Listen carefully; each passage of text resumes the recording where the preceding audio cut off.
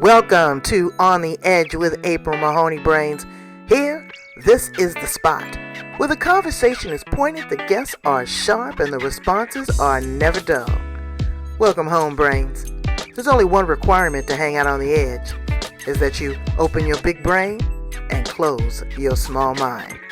Did you bring your thinking caps? It's time to put them on, because the conversation starts now. You think that I'm crazy when I'm not. Well, Brains, she is not crazy because she's here with us, and we gonna talk about that and a whole lot more. That's Sophie White over there. Yes. She's the author of 2 books. She's the mother of 3 kids. She is a powerhouse woman. She is learning how to work with other individuals to up level us when it comes to some money, because money is a psychology, Brains. I tell you that all the time. It's no more valuable than any other piece of paper on your desk. The only value that it has is what you put behind it. And you have to teach it how to work for you. Not necessarily you always work for it. You got to multiply it, divide it, add it, share it. You got to move it. It's energy. We're going to talk about that and a whole lot more. Let's welcome her to the show. How you doing, Sophie White? I'm doing fantastic. Thank you, April, for having me. I'm super excited about today. I'm super excited about having you too. I'm so proud of you because you have been through a lot. You know, your story is not for chumps. Brains, some of the things she told me in the green room, I don't know if she's going to share them, but I'm telling you, it is really intense. It's really intense, and she's overcome a lot. Tell my Brains a little bit about you and how you show up in the world. Okay, so when I was about 35 years old, I got a phone call one day. I had a 1-year-old and a newborn, and it was like, "Hey, the person that you're with is with me too." Yikes. And my baby was 3 months old, and it was a shock.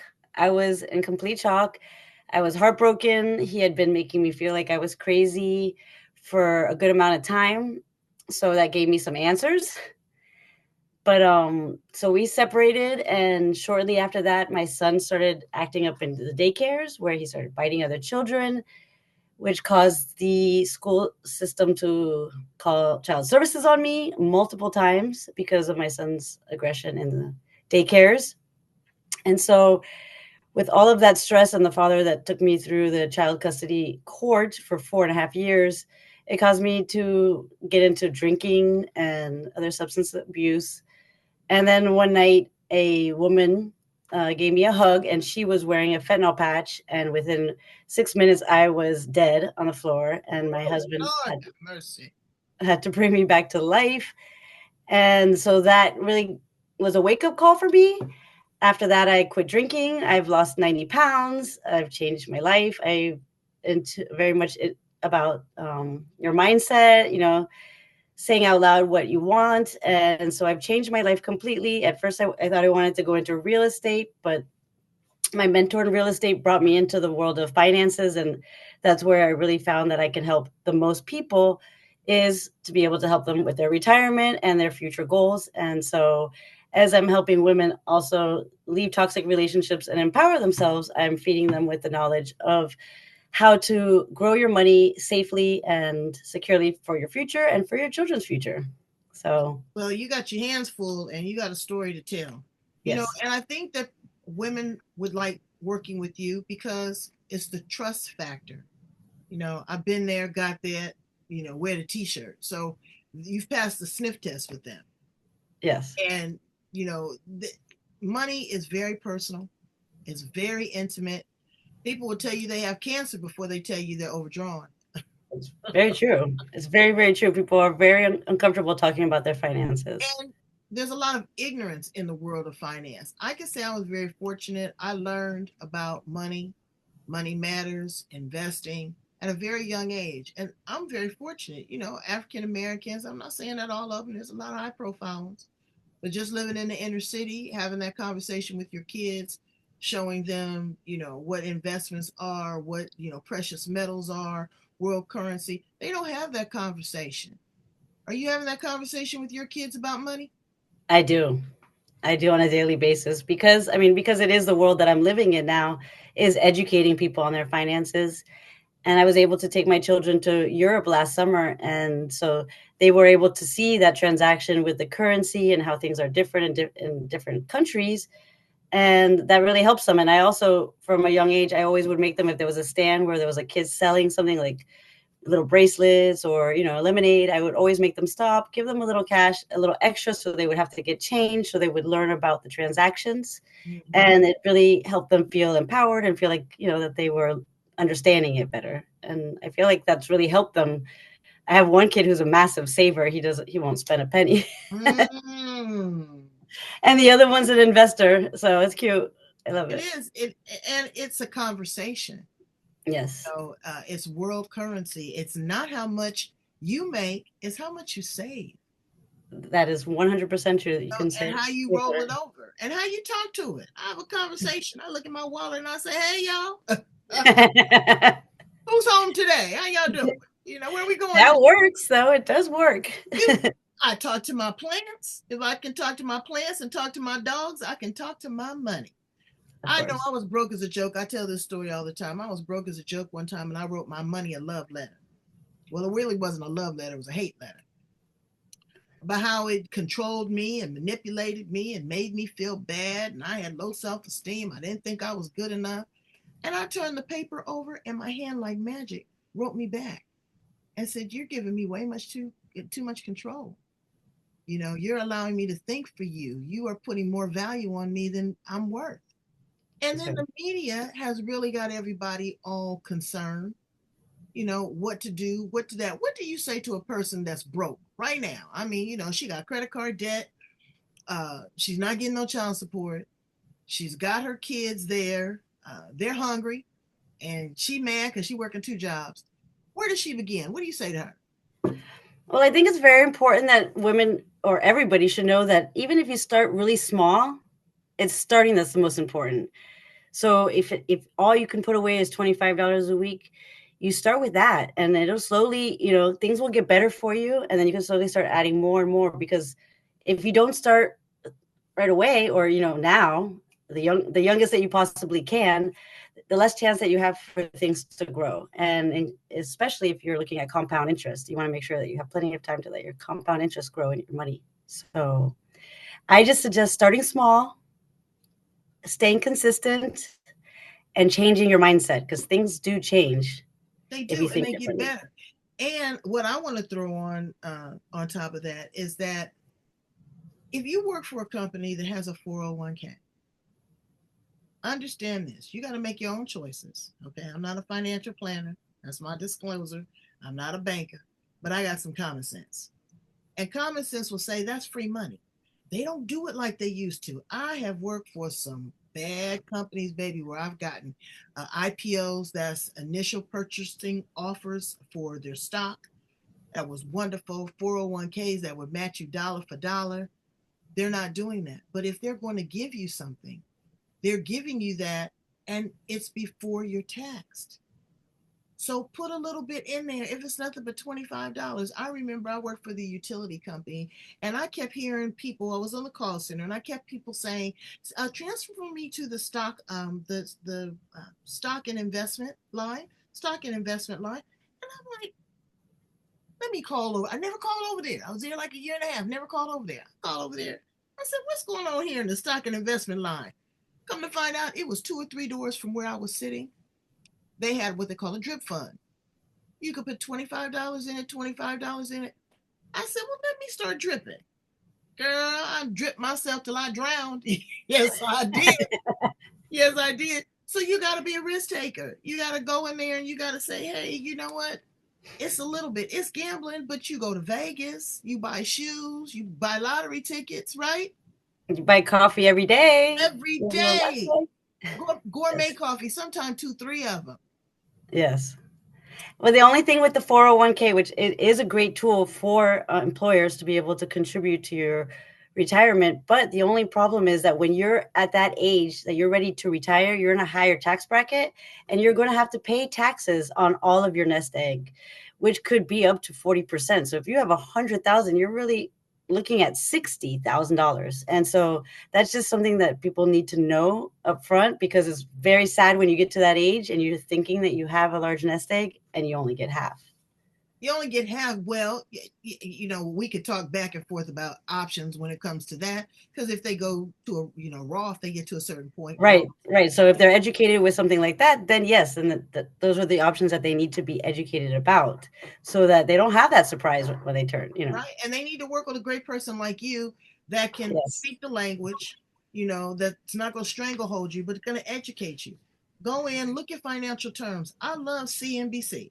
If I'm in the car anytime between 11 and 2, I turn it on because it's telling you, yes, there are some terms that you may not understand, but the more you listen to them and the context that people put them in, you will become more familiar.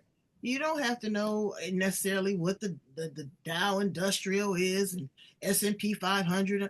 You'll get to learn that kind of stuff, but at least listen to what the trends are, because you don't Right. reinvent the wheel. You do what other successful people have done. Isn't that what you did, Sophie?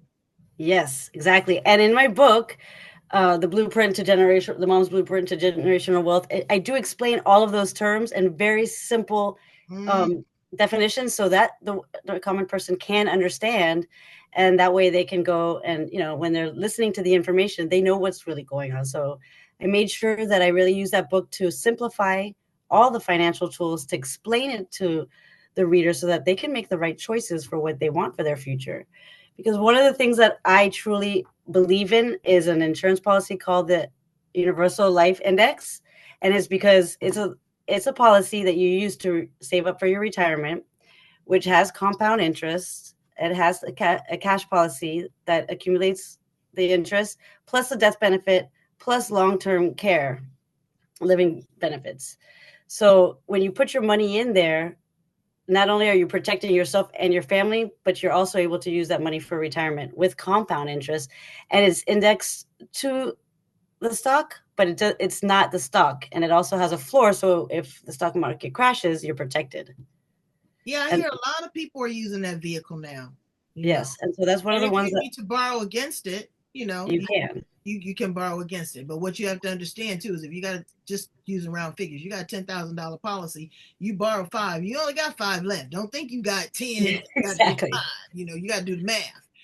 But it is But you're actually borrowing from your death benefit, so it's just what you're not going to end up leaving to your family, right, and not so on your cash. not on the cash side. That's a different vehicle. That's a different part of it. Well, that would be a withdrawal instead of a loan, and you wouldn't want to do that because the percentage on the withdrawal would be high, and from the death policy they don't charge you for that. You wrote an incredible book. Let's see the book. Perfect. Let me see the cover. This It is the cover. says So ending the cycle abuse abuse. to purpose. Did somebody mistreat you? Oh yeah, you did tell me about that person that you ran into. But when we were in the green room, you said that it was kind of more than once. Did you have something in your background or in your history that caused you to be drawn to the same type of individual? And how did you break that cycle? Well, I would say that my very first boyfriend was kind of like the bad boy, and my second boyfriend was 7 years older than me. I was only 13, and then after I So ended he that, was 20 years old? yes, Joker. after I ended that relationship with him, my first boyfriend violently had raped me on a New Year's Eve in the streets, and then I became like, instead of becoming like victim life, like I became very like tough skin like. So I was like, this isn't affecting me. I did go to therapy. I did do tons of meditation, but I ended up really just wanting to help other girls. And since that time, random strangers throughout my entire life have approached me to share with me very, very, very drastic stories of being either raped or molested by their family members. Mm. And that's when I kind of realized that was my calling, to be a life coach to help women through that. But I was still on my own roller coaster until about 11 or 12 years ago. Okay. So, Well, you get it when you get it. You know, yeah. some people never get it. And sometimes people are drawn to the familiar, even if Yes. it's whack-a-ball. It's familiar and it's a certain comfort level because you know how to deal with that. But there's a lot of individuals out in the world that don't understand what love is. And love is subjective and it's very individualized. Some people want to be hugged, some people want to be kissed, some people just want to be listened to, some people want to be left alone.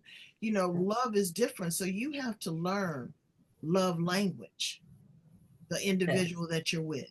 Did It's just you? that you have to be honest. And I think that that's one of the biggest problems I had was either that the person I was with wasn't honest with me or I wasn't honest with myself.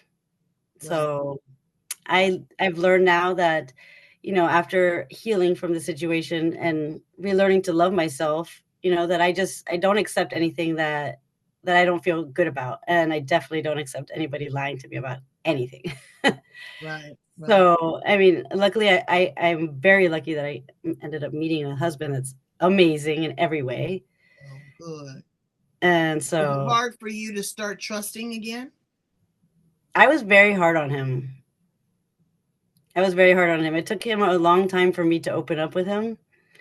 He had been in a marriage for 20 years was just getting a divorce. But he was in a situation where his ex-wife was addicted to heroin Mm. and she was in and out of rehabs. And so he raised his children by himself. And then once that his kids were out of high school is when they decided to get the divorce. Wow. So what's inside the pages of that first book? So inside the pages of this book, it starts from the beginning. It starts from that very first boyfriend when I was 13 years old, and it goes on to my cycle, like how I went from one kind of boyfriend thinking that the next one was super different, but really just kind of chasing the same kind of problems over and over. And when I was pregnant with my last son, my sister, one day said to me, like, I can't hear these stories anymore. Like, if you want to talk to me, like, you can call me, but I don't want to hear about, your relationship anymore. And for me, that was one of the biggest wake up calls where I was like, man, I've always been in this situation. And even though my parents were divorced at the time when that happened, growing up, my parents were very happily married. And so it wasn't something that I was raised with. I wasn't raised with abuse in my family.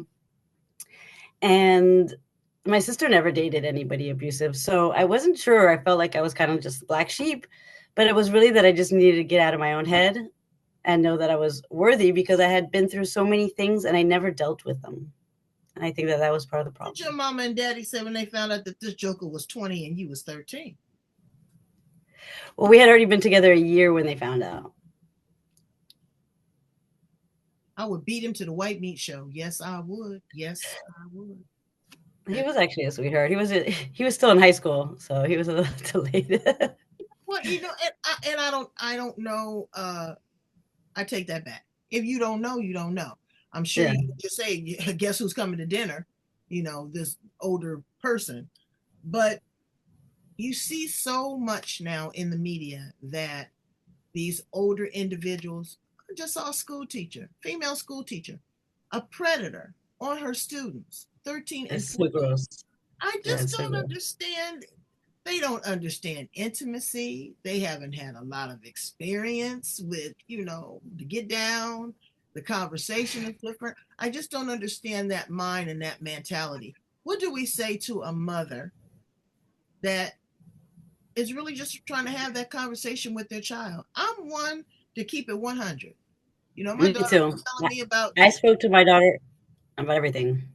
yeah, and and I know we don't want to talk about oral sex or uh, anal penetration, but this is how people get you and you don't get pregnant. But that is the most Yes. intimate type of sexual encounter that you can have.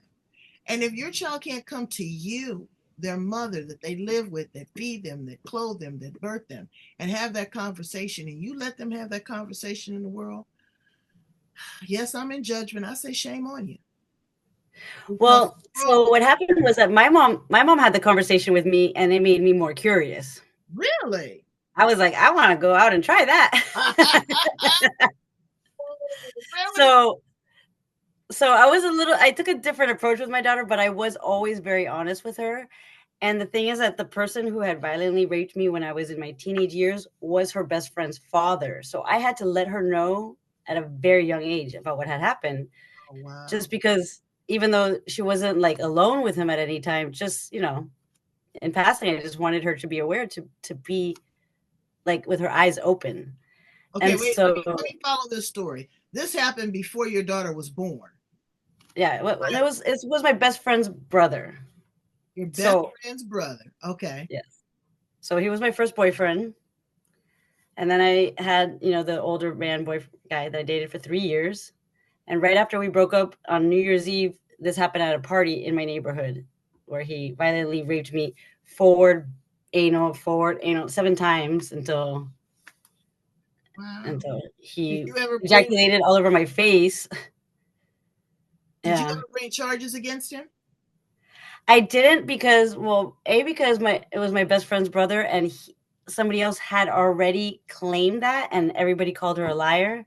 And I just was like, I don't want to just get thrown into this slew of like just wanting attention.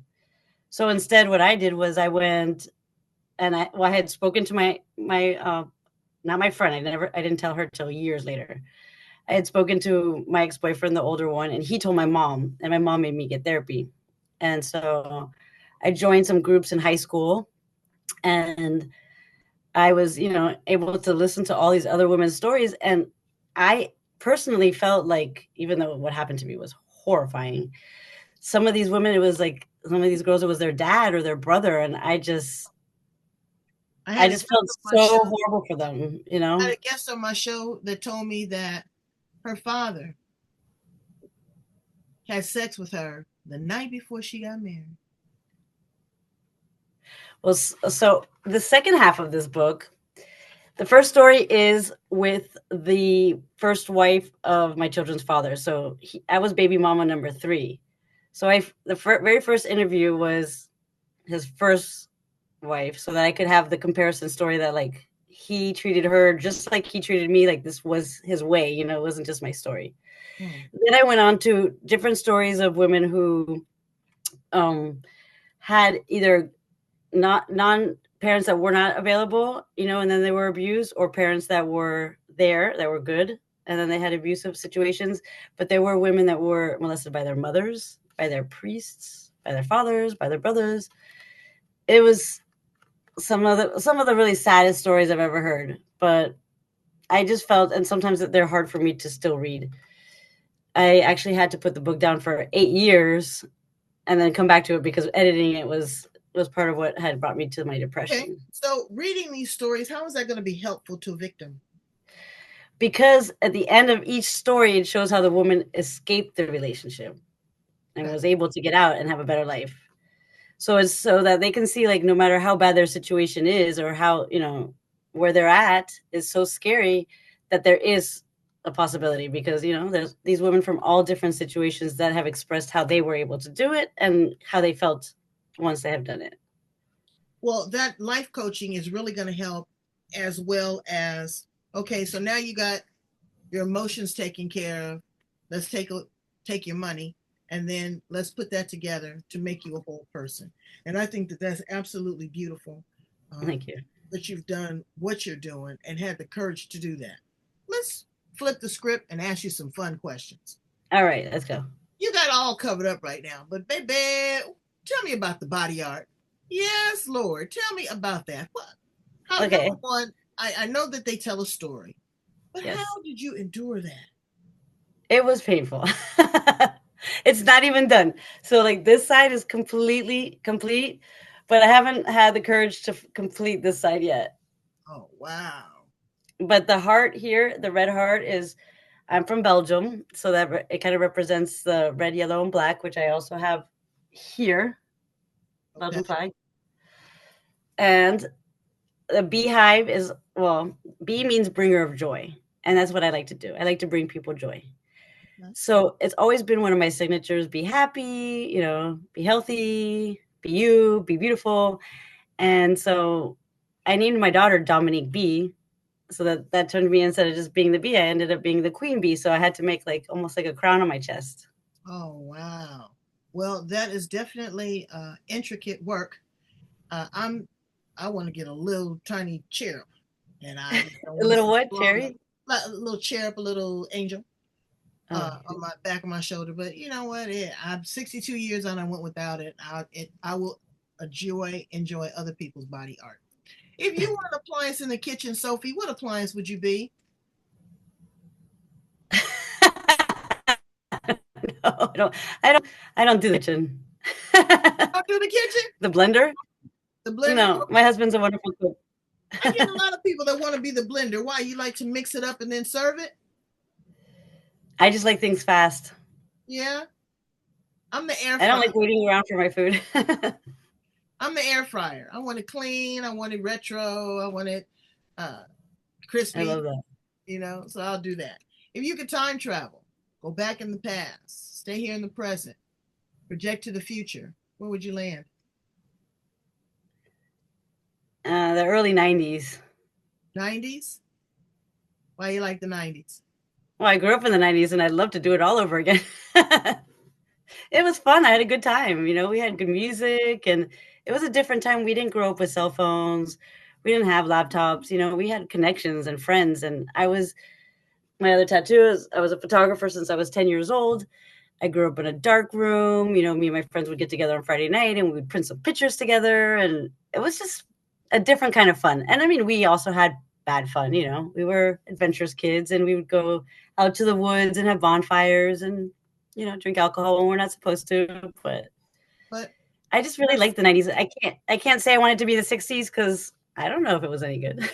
the 60s, I was just born, but I heard it was on and popping until the late 60s, and it was a lot of, anarchy Yeah. that was going on. What would you say to a 25-year-old Sophie White if you could have a conversation with her? Well, my daughter's 24, so it's like talking to her. She's a mini me, and it's definitely like, you know, don't don't think about things too long. Just do them. Don't waste time. Definitely start planning for your future now. Start saving your money.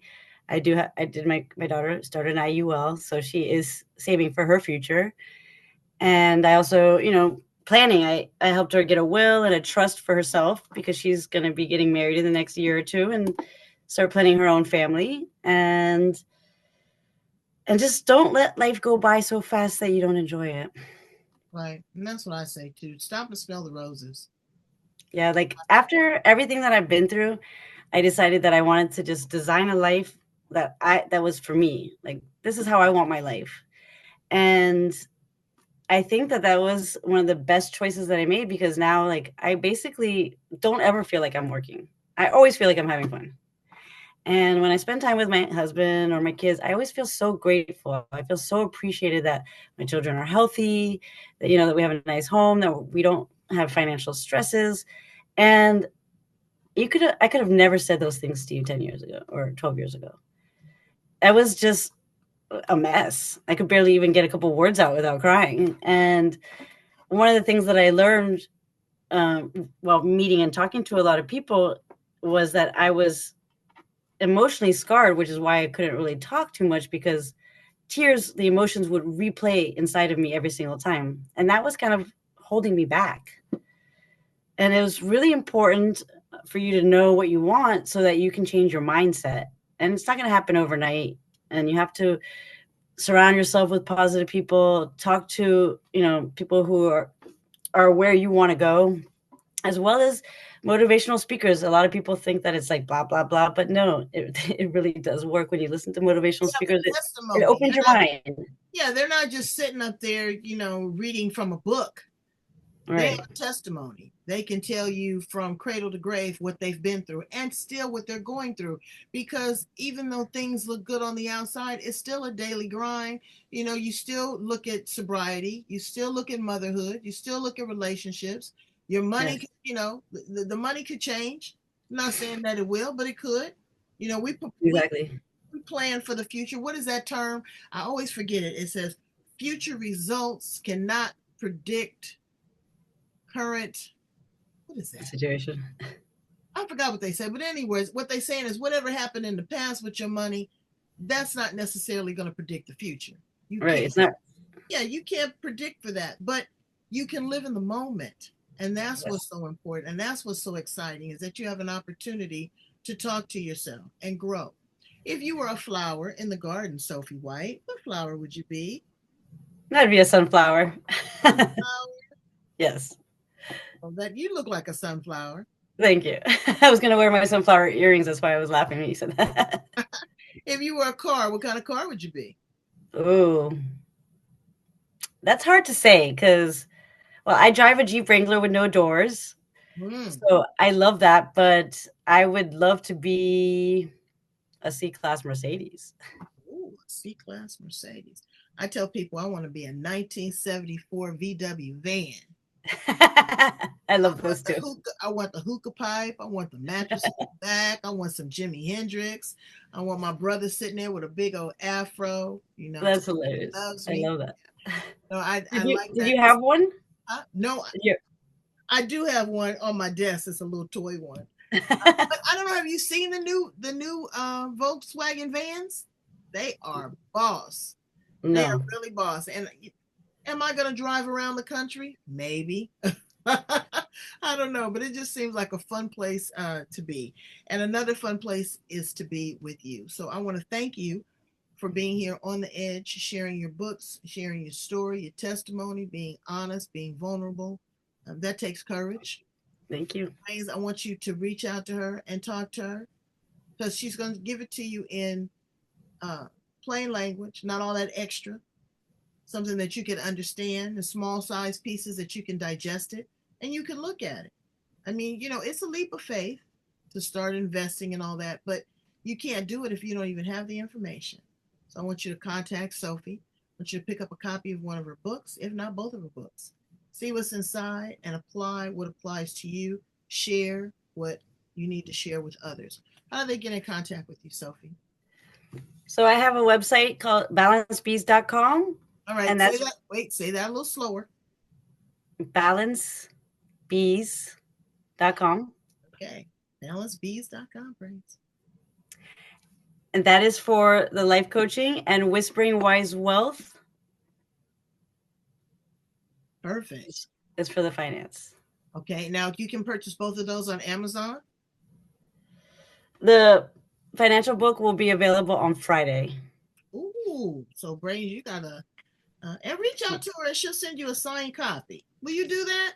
Yes, I do have a webpage that's the mom's blueprint to wealth instead of generational wealth, because that's the domain I got, where they could pre-order if they want to, and I'll send them a signed copy. Well, Brains, go out and try it. Make the investment in yourself. That $20 that you was gonna spend on two coffees, go ahead and make an investment with Sophie because she's lived this experience. She's poured her life out on the pages to share with you, to elevate you Yes. like she did with those other 20 women.